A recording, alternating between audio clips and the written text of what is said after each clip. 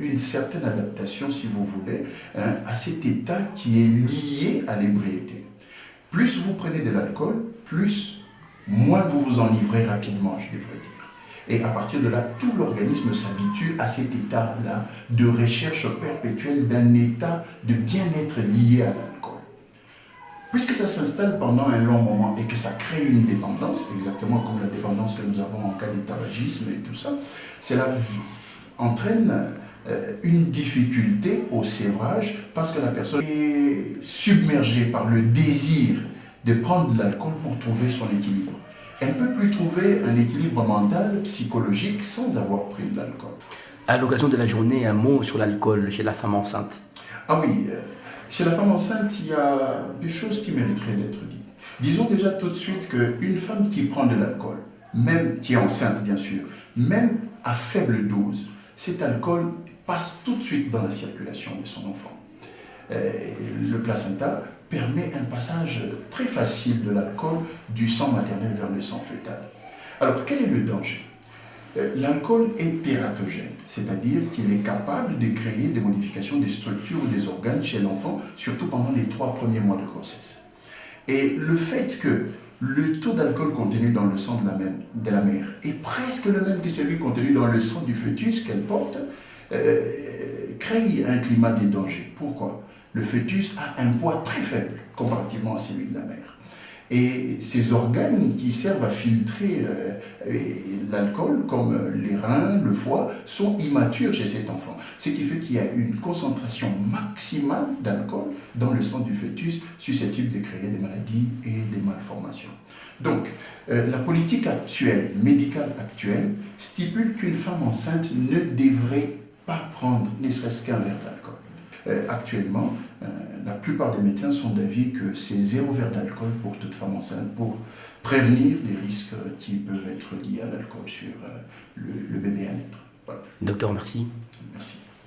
On en vient maintenant à ce mouvement des mécontentements des habitants du quartier Kimbe dans la commune annexe. Il s'agit des habitants victimes de la récente démolition des maisons dans une partie de la concession RVA. Ces derniers sont montés au créneau pour dire non à cette opération. Voici ce reportage.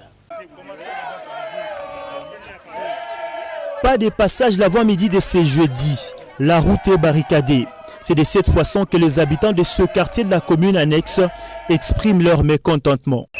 Il y a eu la première démonstration qui s'est effectuée dernièrement, disant que non, les gens ont construit dans le terrain RVA.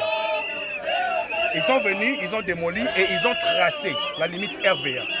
Alors, par la grande surprise, hier, nous avons encore vu d'autres personnes, une autre équipe venant avec des craies en train de barrer des maisons, disant qu'ils doivent encore prendre 300 mètres. Alors finalement, on ne comprend pas. Lorsque vous êtes au niveau des Tata, vous allez remarquer qu'ils ont pris 850 mètres. Vous avancez ici où nous sommes, au bureau du quartier, ils prennent une distance de 450 mètres. Nous réclamons ceci, que ces gens-là viennent clôturer là où ils ont déjà tracé. Il n'y aura pas encore une autre traçage, ça s'arrête là. Aucun maître ne sera encore pseudo. Nous sommes la population, nous avons droit. Nous ne sommes pas les chefs des terres pour dire que nous avons pris gratuitement les parcelles que nous occupons. Non, non, non. Ça n'est suivi un jeu de projectiles entre agents de l'ordre et population en colère. Le bureau du quartier a même été vandalisé.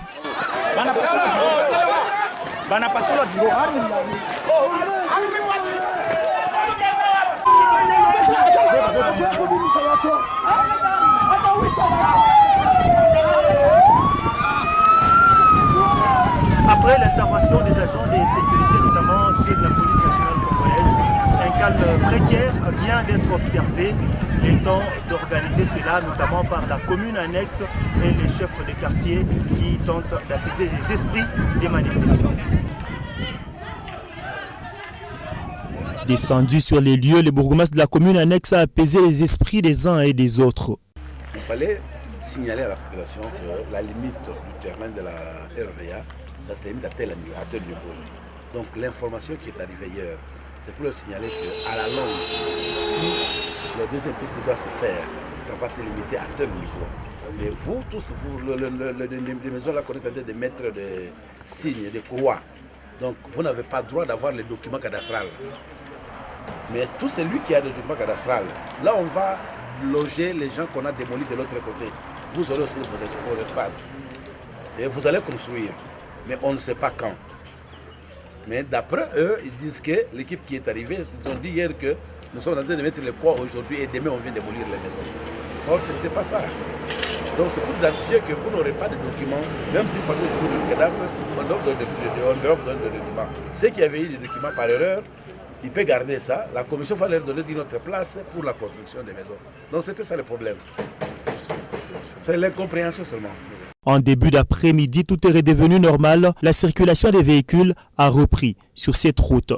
Et vous le savez peut-être, c'est depuis le 31 juillet dernier que la courtoisie routière a été lancée à Lubumbashi par la direction des recettes du Haut-Katanga DRH4. Cette opération vise notamment à sensibiliser les conducteurs des véhicules à l'achat des vignettes 2017 déjà disponibles. Reportage Francine Chansamwassa. Acheter la vignette, c'est s'acquitter à son devoir civique et contribuer également au développement de la province. Pour cela, la DRH4 a lancé depuis le 31 juillet une campagne de sensibilisation aux chauffeurs et propriétaires des véhicules de se procurer de ce document. Cependant, ce message n'a pas encore atteint certains conducteurs des véhicules, comme ces chauffeurs de transport en commun. Pour ces deux autres, le message est bien reçu et ils se préparent avant la date butoir. Nous nous préparons pour payer la vignette et nous avons déjà informé les propriétaires des véhicules. Nous nous préparons pour payer la vignette. Comme j'ai un nouveau véhicule, je dois nécessairement payer malgré que je suis allé maintes fois solliciter l'achat de cette vignette.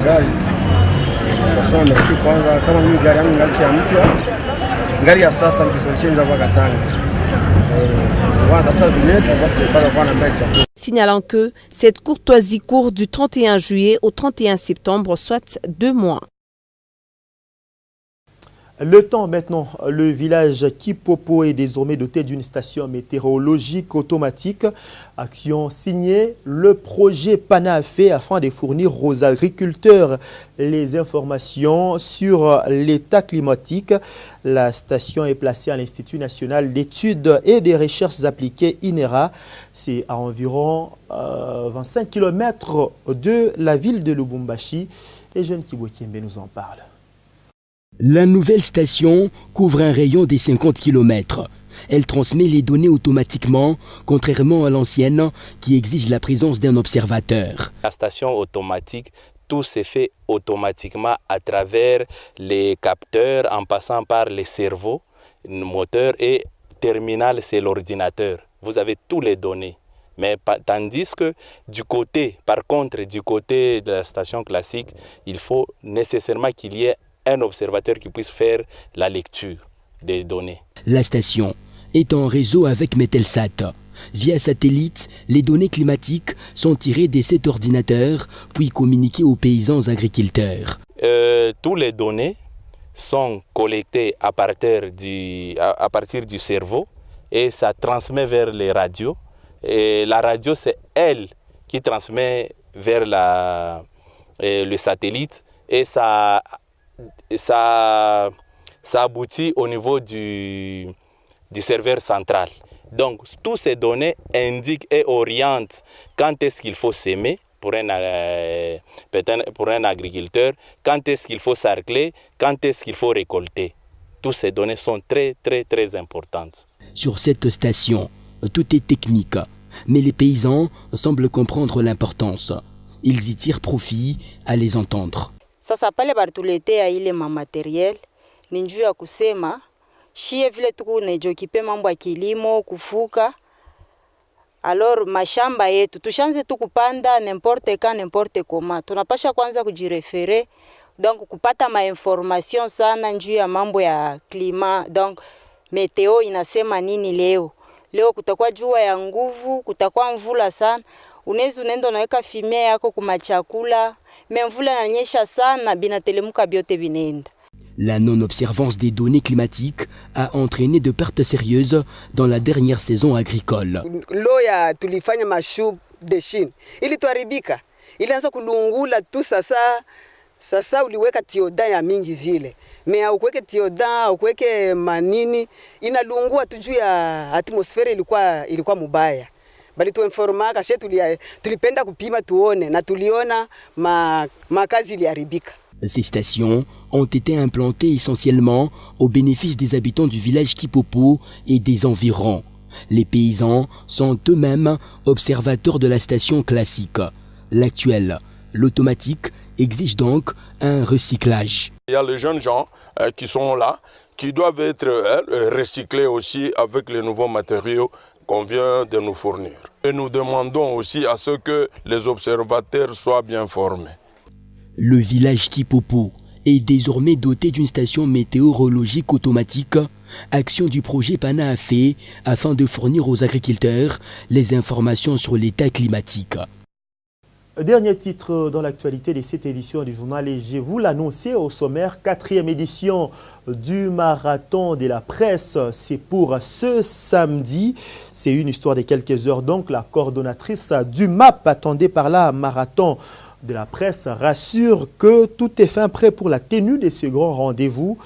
Elle est au micro d'Héritage Télévision. Déjà le marathon, la 4e édition, c'est dans quelques heures, comme vient de le dire tout à l'heure M. Patrick. Donc c'est pour ce samedi 5 août 2017. Et le point de départ, c'est le complexe Omnisport Kiwele, comme l'année passée. Donc le parcours reste le même comme celui de l'année passée, mais cette année, nous avons mis un peu plus de mesures sécuritaires et plus de vigilance pour aider le marcheur, le coureur, à bien effectuer les parcours.